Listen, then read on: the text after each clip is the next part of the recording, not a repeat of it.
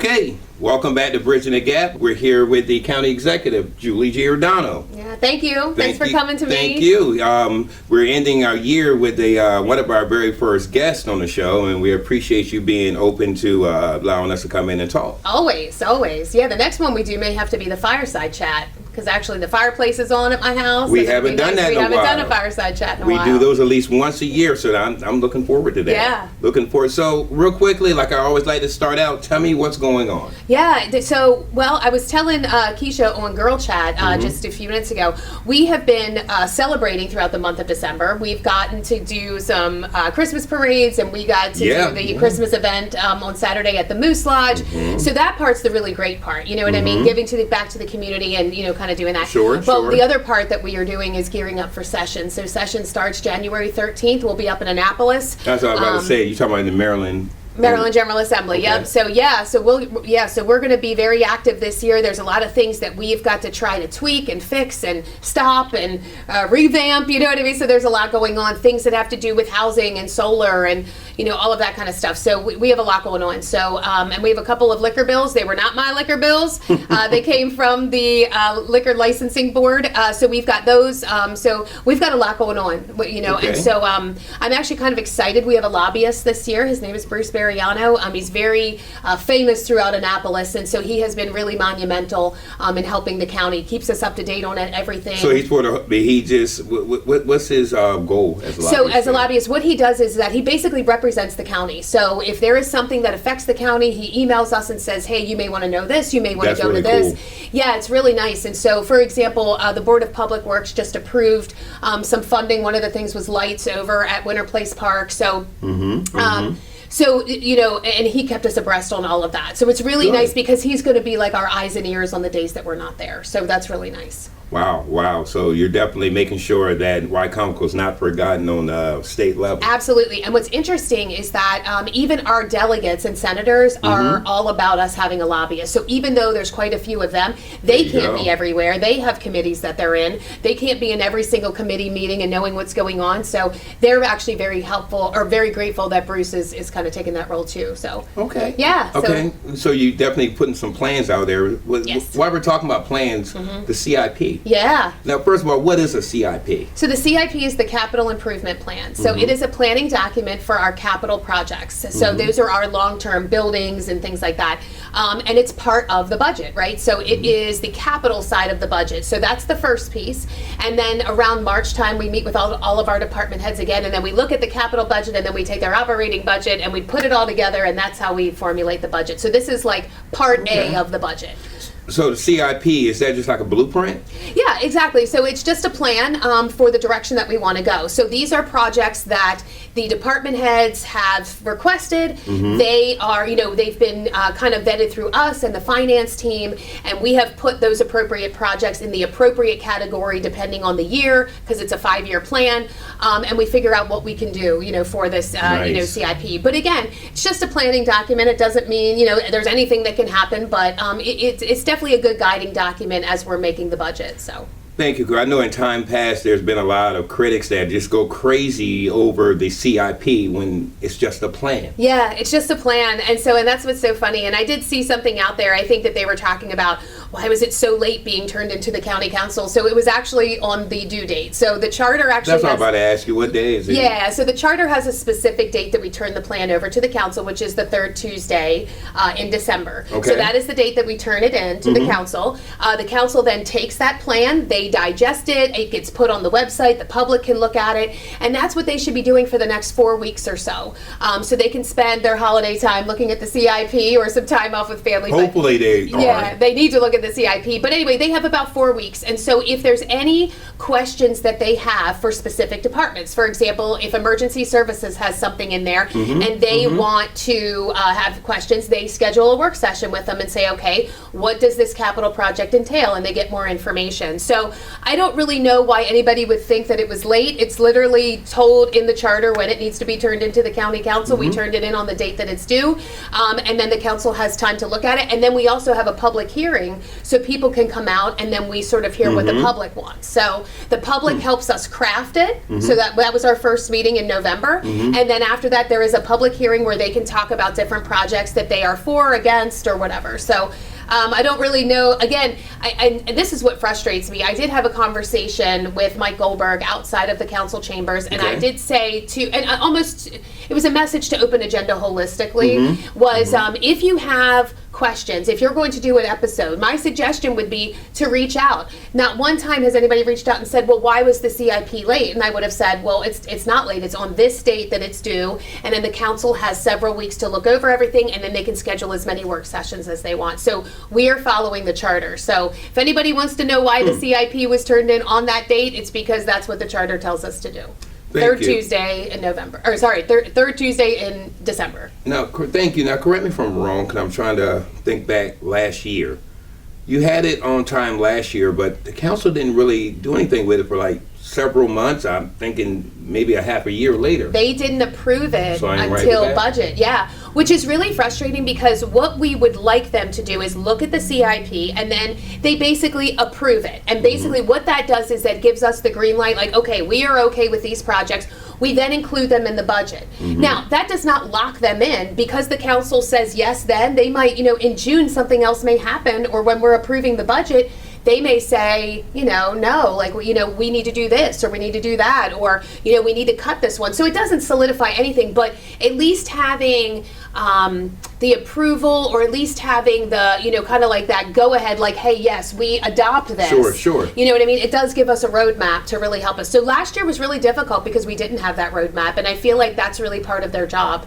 It should not be adopted the same time the budget is. The CIP should be adopted first as the planning document, and then the budget gets adopted. Now, I remember there was a council person that said last year that if they're alive this year, they're actually going to read it. Yeah, well, that's good. So hopefully everybody will read it and consider what's Yeah, in we it. hope that everybody reads it, so, yeah. Okay. So with the CIP, was there any troubles with it? Like, I don't think so. The one thing that we actually had, oddly enough, a very decent conversation with the council. There was some back and forth.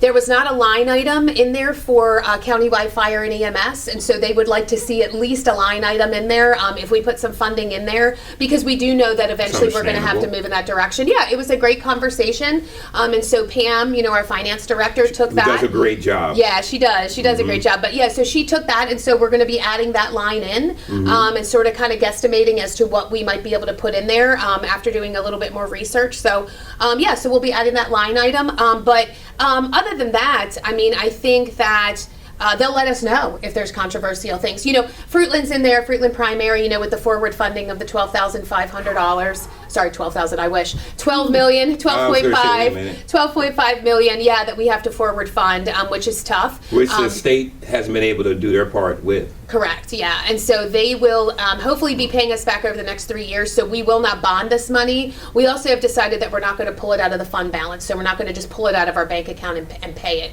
What we are going to do is a loan where you just draw out what you need at the time that you need it, and that's what you pay the interest on, and hopefully we'll get it paid off a lot quicker. So we've got a good plan in place for a really unideal situation. So a non-ideal situation, so. Okay, thank you. Now, I needed some clarification on something with the CIP. You did one last year. Why is it so important to do one this year if it's based on a 5 or 6 year? Yeah, so we do it every year. Yeah, it is part of the charter because things change. You know what I mean? Priorities. Adjusting. Yeah. There's adjusting, and and then we're adding in. So.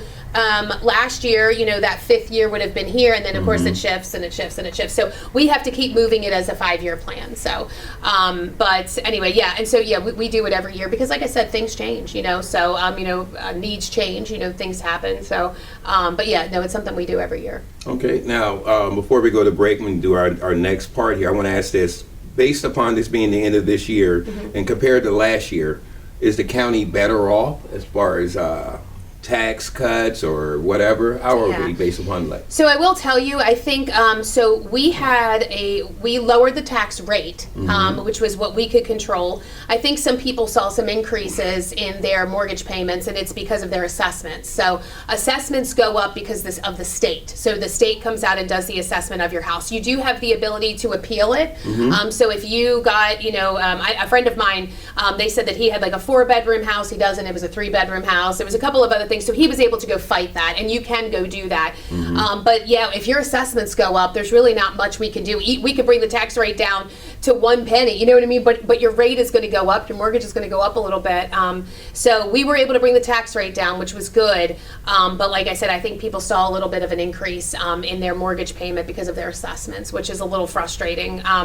But that's the state, and your house is appreciating, but that means that it's gonna, that your assessment's going up. So. Credit ratings, I mean. Oh, our credit rating went up, so that was really good. And That's what I wanted to- so we went up the year before, and this year we stayed right where we needed to be. Okay. And one of the credit agencies talked about another upgrade next year, which will be really exciting. But we were just wanted to stay put because of the financial state that Maryland is in. So we were really happy about that.